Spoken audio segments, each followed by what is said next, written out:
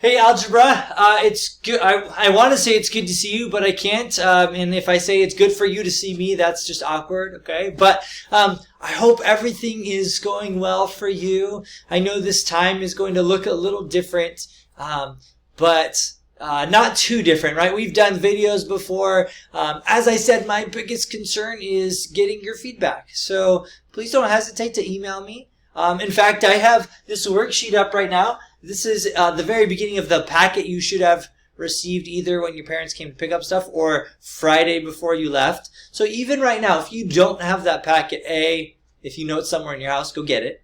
Okay. B, if you don't have it, pause the video and email me right away. Okay. I want to make sure you have everything you need to excel as much as you can during this time. All right. Secondly, I just want to encourage you, if you don't have a designated space where you're going to be doing your work that's kind of quiet, please make an effort to do that even now, right? Go find a spot in your house, as hard as that might be, and that's going to be as free from distractions for you as possible. I think that would be a blessing for you and give you the best chance of learning in this kind of new situation that we're being tossed into. So, the worksheet, the packet you received is a combination of some worksheets at the very beginning and then notes for chapter 9. And we're going to kind of go a little slower than we would in class. Even me putting in this review worksheet was intentional. And my goal was, what I wanted was to make sure that as we start, we're kind of going back and connecting to what we've learned. Okay? We're still, really, chapter 7, 8, and 9 are all related to quadratics. And so here we are in chapter 9, and I wanted to start, even as you're away, by reviewing some of the factoring that we looked at in this chapter. Okay, so notice, I believe the first worksheet is all about factoring trinomials where a equals 1. Then we have ones where a does not equal 1, it's greater than 1. It could be less than 1, and that's another situation, but all right. And then there's like factoring by graphing. And so that goes through chapter 7 and 8. All right. Hopefully you'll see by us reviewing these concepts, chapter 9 will be a little bit easier. Okay. So even as we start this, I want to make sure it's clear to you that what we're walking through is not something that I'm going to do every problem with. Okay. What I want to do today is kind of walk through some of the problems with you. Let you work on the other ones, and then tomorrow on Zoom, when we kind of do that together, that'll be our chance to kind of like say, okay, great, I tried these, I'm getting stuck on this one, and this one. All right? So, number 1 here, and number 2, 3, 4, all of these, what we're going to do, if you remember, when we're factoring these, is we are trying to think through, okay, what are the factors of, what are the factors, you use my pen here, of 7? In this case, it's only 1 and 7. Okay? And since it's only 1 times 7 that makes 7, I know my answers are going to be 1 and 7 down later. So on all these problems, we're trying to find what 2 binomials, smaller guys, will multiply to this. This is what factor means. What are the things, the terms, or in this case again, the binomials, that multiply to b squared plus 8b plus 7? So we're going to put a b here and a b here. On all these problems, this is how you start. Okay? You got b here. You think through what are the factors, what are the factors of 7? And then out of those, again, in this case there's only one of the options that you could have are going to multiply to 8. Okay? In this case, it's 1 and 7. So I'm going to put my numbers here. And the order doesn't matter if I put the 1 first or the 7 first, but what does matter is the signs. Okay? The signs that go here. Am I going to put pluses and minuses? And what we said, let me erase going back, is if this is a plus, that the signs down here, here and here, are going to have to be the same exact sign. And this tells you that they're both going to be plus and plus. Okay? So notice, this is a very similar situation over here. If you have a plus here, I know that down below, let me set this one up, we're going to have our 2 binomials, n and n, And I know that my signs are going to be the same. This guy and this guy will be the same. They're both going to be minuses this time. Okay?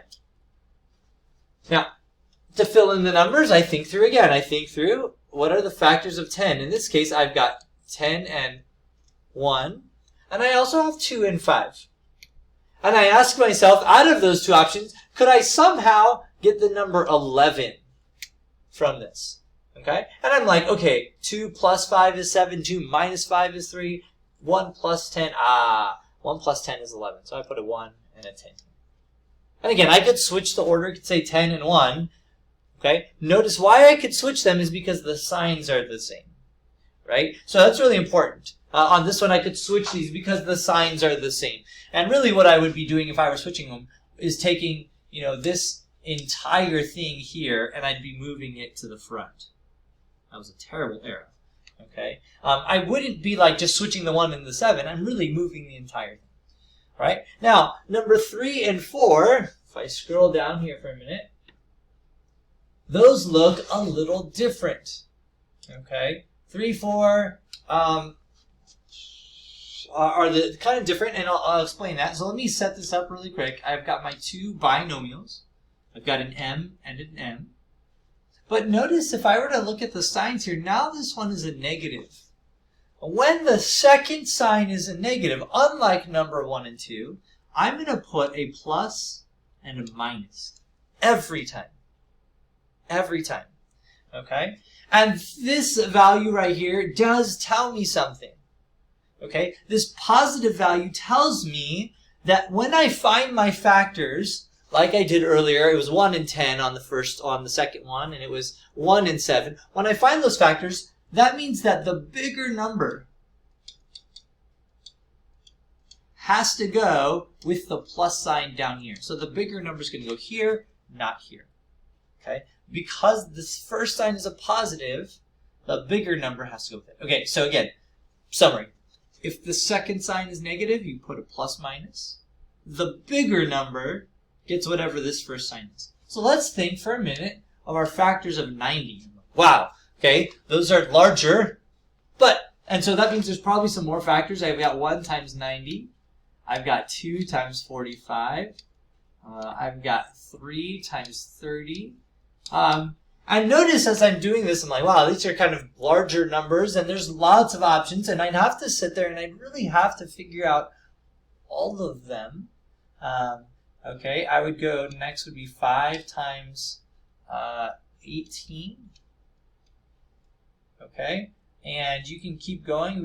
We would have 9 times 10. And I'm going to stop there because the next one is 10 times 9. So notice all of a sudden I get a repeating. I missed one. I'm sorry, there is one in here. 6 times 15. I apologize. Okay, now I want to be careful. You don't always have to list all of these out. I'm going to erase this one because that one's not helpful for us. Let me actually do this. So you had 6 times 15 because I missed that one. And then 9 times 10. Okay? Now you don't always have to write all of these out. Again, if you're remembering, what we're looking for is something that adds or subtracts to this blue number. So even if I think ahead, I think when you think 90, probably this one stands out to you really quickly. 9 times 10. And if I do 10 minus 9, I'm going to get 1. And so I know, this is kind of the setup, I said the bigger of those numbers, 10, has to go with the positive sign here. Okay, and so the 9 is here. All right, nice thing about this, if I'm looking at this problem, is I could double check and make sure. Let me kind of simplify this really quick. If I took this and I did FOIL, or double distribution, I get m squared minus 9m plus 10m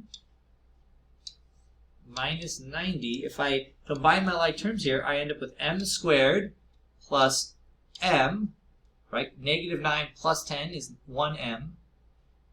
Wasn't a very good m.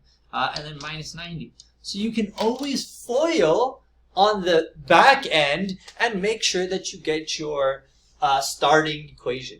Okay? So the next couple ones are very similar. All right? They didn't do anything crazy. I do want to show you one here, number 11, simply because it's a little different. So notice on number 11, I'm going to move this up a little bit more. Let's extend this page. Too far. All right. The only difference here is they are both negative. So I just wanted to remind you, okay? If, and here, if they're both negative, or if the second one is negative, then you're going to put a plus and minus every time, right? Every time this is negative. And then this one tells you that the bigger number goes here. So this is where the bigger number goes. When I come up with my factors, the bigger one is going to go on this side, because it's going to carry the weight of this first value. So the factors of 56, 1 times 56, and again, I think you guys know this one pretty well. Okay, 7 times 8 is 56. And so we're going to go with that because, all right, negative 8 plus 7 is going to give me negative 1. Okay, the bigger number went here, and we go from there. So hopefully, again, I'm just trying to summarize. I'm trying to keep these videos short, and then your job is to kind of practice. All right, on this second page here, it continues very similarly until you get to number 15, okay? And number 15 actually exposes, let me zoom in a little more if I can here. That would be just, that's enough. Exposes something really we should be doing all the time. It's actually the first thing we should be thinking about. And that is, you always want to ask yourself, when you're starting these problems, is there a GCF? Is there a greatest common factor for all of these? Actually, let me do this. Let's do this in pink here. So I'm asking, is there a GCF? Okay. Is there one number that goes into all of these? And sometimes there's a letter as well. Okay. So in this case, I have a 2 that goes into all of these. And so I'm just pulling out a 2, and I would end up with n squared left over. For this guy, I would end up with 3n. And for this guy, I would end up with negative 54. Okay? So the 2 is part of my final answer. Okay? Actually, I don't need to write it so far down. The 2 is part of my final answer. But the rest of the time, I'm actually doing what I did on the other page. I'm just factoring this. So I put my n's here, and I'm asking myself the same questions I was before. Since this is a negative, I'm going to put a plus and a minus. The bigger number is going to go here. This is going to be the bigger guy. I'll just put a b here so I remember. The bigger factor. Okay. I ask myself, what are the factors of 54? Like, all right, 1 and 54, 2 and 27, 3. And let's see here. Does 3 go into that, actually? 54. Oh, yes, it does. 1, 3, 2, 4, 18. All right. And the next one would be 6 times 9. And I'm going to stop there. Okay. All right. The one after that would be 9 times 6. So you're back to the same one. 6 times 9. And I'm thinking of this one. I picked this one because I know if I take these numbers, if I do 9 minus 6, I end up with 3, this value right here. And so my factors that I'm going to write in, the bigger number, 9, goes here, and 6 goes here. Okay? So I'm always asking, is there a GCF? You can see here, on all the ones where, right now, all the ones on this worksheet that have a number in front of the n squared probably have a GCF. Okay? So 2 here, and so on and so forth. Let me jump down a little bit, just to do one at the end. Okay, we'll just do this last one, number 26. Again, very similar. Give ourselves a little more space to work. So on this one, I'm going to factor out my GCF here. All right, again, GCF is 6. And what I'm left with is v squared plus 11v plus 10. And now I'm going to factor. So 6 stays, and I do this. All right, now, time out. Okay, I'm only saying this because it kind of happened to match with something we did earlier. Notice number 2 was super similar, right? N squared minus 11n plus 10, the one we're looking at now, okay? Way down at the bottom, right? It's v squared, now that we've factored out the 6, v squared plus 11n plus 10. So I actually already know my factors are, I'll write them off to the side. I have 1 and 10. I know those are my answers.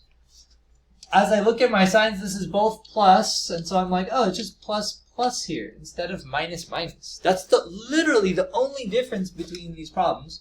And again, it doesn't matter where I put those two, I get my answer. All right, hopefully this is helpful for that first worksheet.